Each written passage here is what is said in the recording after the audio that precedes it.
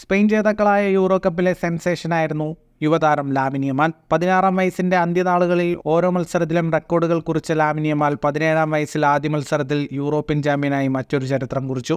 Euro ടൂർണമെൻറ്റിലെ മികച്ച താരമായി തെരഞ്ഞെടുക്കപ്പെട്ടതും യമാലായിരുന്നു. യൂറോയുടെ തിരക്കുകൾ കഴിഞ്ഞ് ലാമിൻ യമാൽ ബാഴ്സലോണയുടെ സീസൺ തുടങ്ങുന്നതിന് മുന്നേ വിശ്രമത്തിലാണിപ്പോൾ.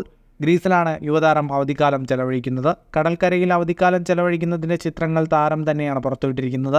യൂറോ കപ്പിന് ശേഷം ലാമിൻ യമാൽ ബാഴ്സലോണ ക്യാമ്പിലെത്തിയിരുന്നു. 3 ആഴ്ചത്തെ വിശ്രമമാണ് ഹാൻസി ഫ്ലിക്ക് യുവതാരത്തിന് നൽകിയിരിക്കുന്നത്.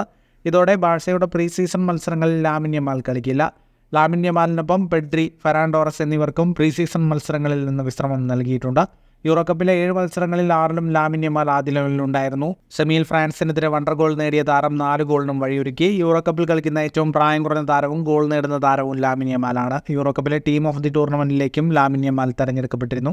ഫുട്ബോൾ ലോകത്തെ കൂടുതൽ വാർത്തകൾക്കും വിശേഷങ്ങൾക്കുമായി സ്പോർട്സ് കഫേ ഇപ്പോൾ തന്നെ സബ്സ്ക്രൈബ് ചെയ്യുക.